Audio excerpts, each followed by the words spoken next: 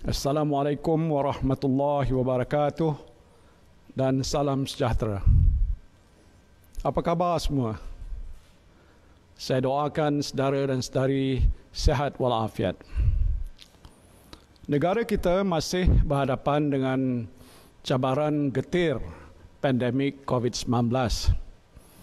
Saya dengan perasaan hiba ingin mengucapkan takziah kepada ahli keluarga mangsa COVID-19 yang telah pergi meninggalkan kita buat selama-lamanya dan mendoakan semoga semua pesakit COVID-19 diberikan kesembuhan segera. Saya berharap program vaksinasi yang sedang giat dijalankan pada masa ini bakal memulihkan negara kita dalam tempoh tidak berapa lama lagi, insya-Allah. Malaysia dijangka mencapai kadar vaksinasi 100% populasi dewasa dan 80% populasi keseluruhan pada bulan Oktober tahun ini, iaitu dalam jangka masa 2 bulan yang akan datang. Pada masa itu, insya-Allah, kes-kes COVID-19 akan mencatatkan penurunan yang ketara dan menjadi lebih terkawal lagi. Kita terus berdoa kepada Allah Subhanahu wa taala dan berikhtiar dengan sepenuh jiwa dan raga agar kita semua terhindar daripada wabak ini. Saya amat menghargai pengorbanan para frontliners kita yang terus cekal bertugas saban hari tanpa mengenal penat dan lelah, serta kesabaran saudara dan saudari semua dalam menghadapi ujian getir ini. InsyaAllah, negara kita akan pulih. Apabila negara kita telah pulih daripada wabak ini, saya percaya bukan saja kita semua dapat kembali kepada kehidupan biasa, tetapi dapat bersama-sama membawa semula negara kita ke mercu kejayaan dan kegemilangan. Hari ini kita telah mengumumkan bahawa ekonomi Malaysia berkembang sebanyak 16.1% pada suku kedua 2021. Berbanding dengan suku-suku sebelumnya, tren pemulihan yang berterusan ini adalah bukti jelas bahawa dasar-dasar kerajaan telah membuahkan hasil, walaupun dalam keadaan yang amat mencabar. Perkembangan ini disokong oleh Belanjawan 2021 serta pakej-pakej ransangan dan bantuan kerajaan, pasaran keuangan dan juga modal kita menunjukkan daya tahan yang baik pada suku kedua 2021. Melangkah ke hadapan dengan pelaksanaan Pelan Pemulihan Negara dan peningkatan program imunisasi COVID-19 kebangsaan, ekonomi Malaysia dijangka akan beransur pulih. Sasaran 50% populasi dewasa negara divaksinasi sepenuhnya pada akhir Ogos akan membolehkan kita membuka semula kegiatan ekonomi dan sosial secara lebih meluas untuk memacu pemulihan ekonomi negara.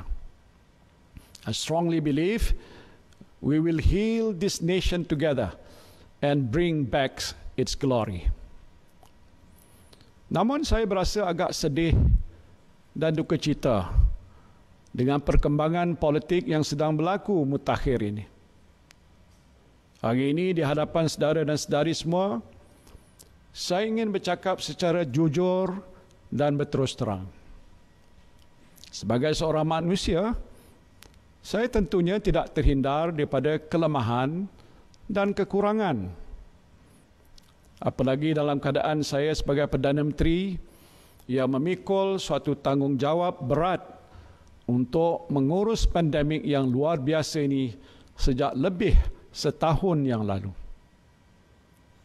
Pastinya saya memerlukan sokongan dan juga saya memerlukan dokongan daripada rakan-rakan saya dalam kabinet, pimpinan kerajaan negeri, pegawai-pegawai kerajaan, frontliners dan rakyat seluruhnya untuk membolehkan saya melaksanakan tanggungjawab membawa negara ini keluar daripada krisis.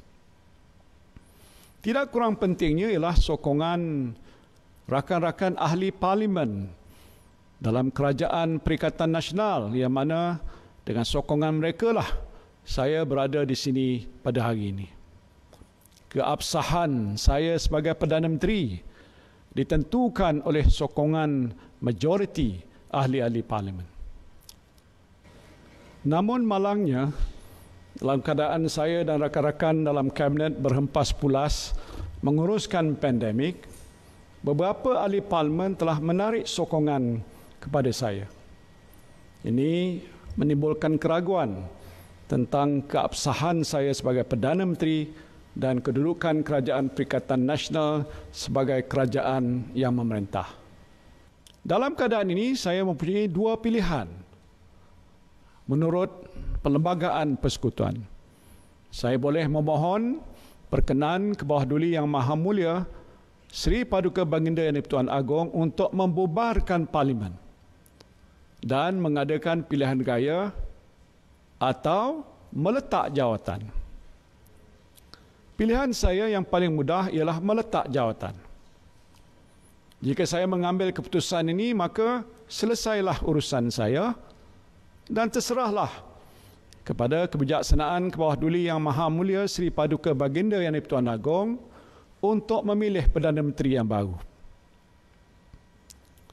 Menurut perkara 43.2 Perlembagaan Persekutuan, ke bawah duli Yang Maha Mulia Tuanku boleh melantik seorang Perdana Menteri dari kalangan ahli Dewan Rakyat yang pada hematnya mungkin mendapat kepercayaan majoriti ahli Dewan Rakyat.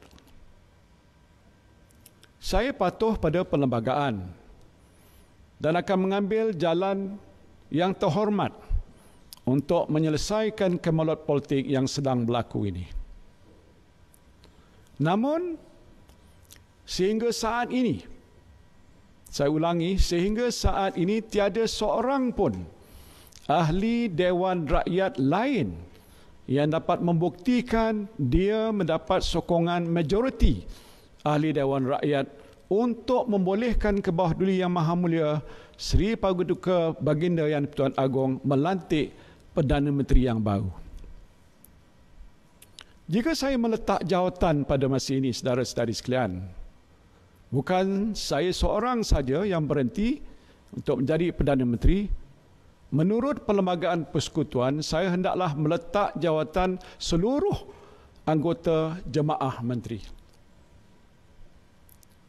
Ini bermakna Kerajaan Perikatan Nasional yang mentadbir negara pada masa itu akan jatuh. Saya memikirkan dalam keadaan tiada seorang pun ahli Dewan Rakyat lain yang mendapat sokongan majoriti pada masa ini, Perdana Menteri yang baru tidak boleh dilantik menurut perlembagaan. Jadi apabila Perdana Menteri tidak boleh dilantik, maka kabinet pun tidak boleh dilantik. Dan kerajaan baru tidak dapat dibentuk. Apa akan jadi kepada negara kita? Sekiranya krisis politik ini berlarutan dan kerajaan baru tidak dapat dibentuk dalam kadar yang segera, kerajaan mana yang akan memastikan, sebagai contoh, program vaksinasi berjalan lancar mengikut jadual? Sedangkan tempoh 2 bulan akan datang adalah amat genting. Jika semua perancangan kerajaan dapat dilaksanakan seperti yang dijadualkan, kita akan mencapai imuniti kelompok pada bulan Oktober, insya-Allah. Sekiranya terganggu dengan kemelut politik yang tidak berkesudahan dan kerajaan yang sah tidak dapat dibentuk, maka sasaran imuniti kelompok tidak akan dapat dicapai dan nyawa rakyat akan terus berada dalam bahaya. Justru saya telah pun merundingi rakan-rakan saya di dalam kabinet dan pimpinan parti-parti dalam Kerajaan Perikatan Nasional untuk membuat keputusan yang terbaik demi rakyat dan negara. Bukan untuk kepentingan pribadi saya ataupun rakan-rakan yang lain.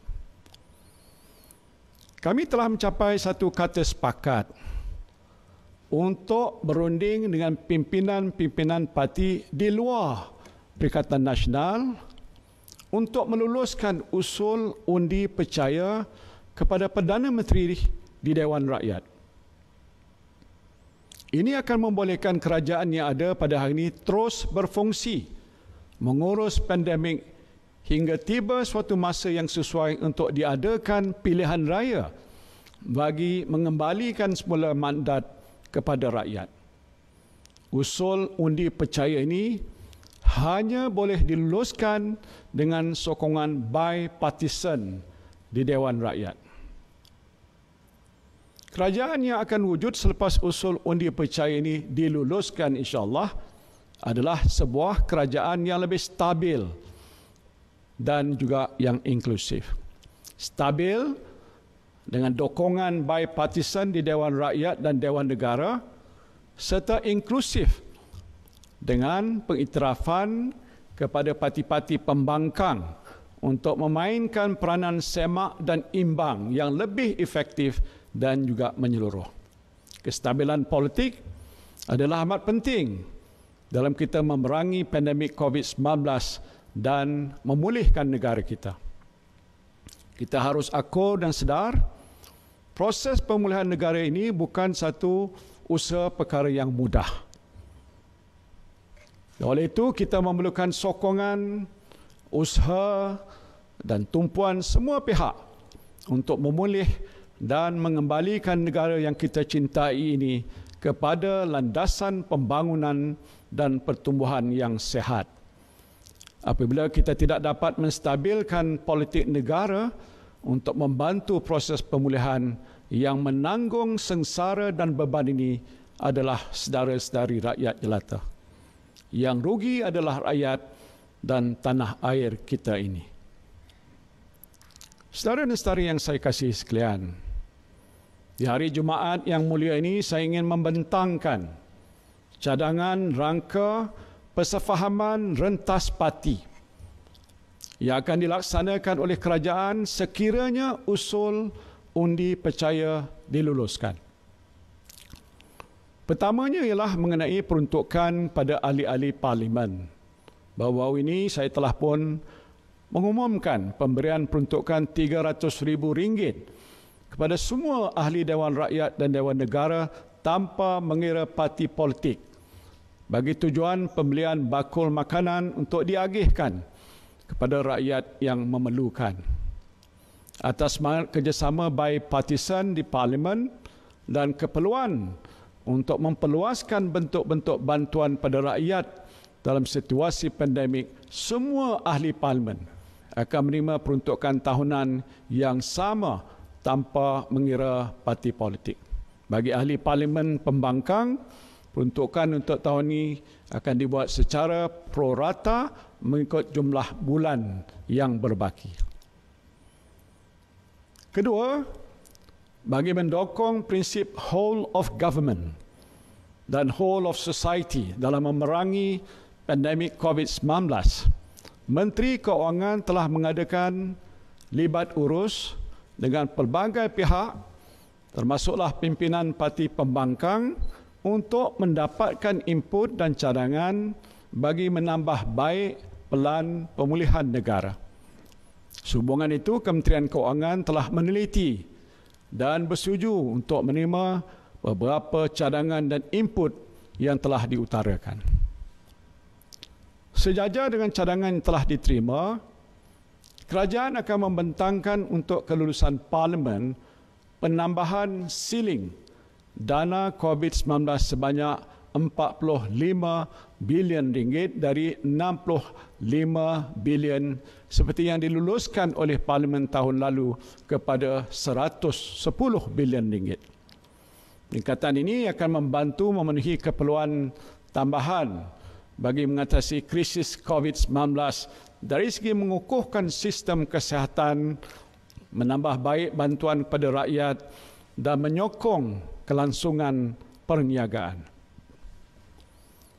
Dalam menangani krisis kesihatan COVID-19, peruntukan tambahan akan disediakan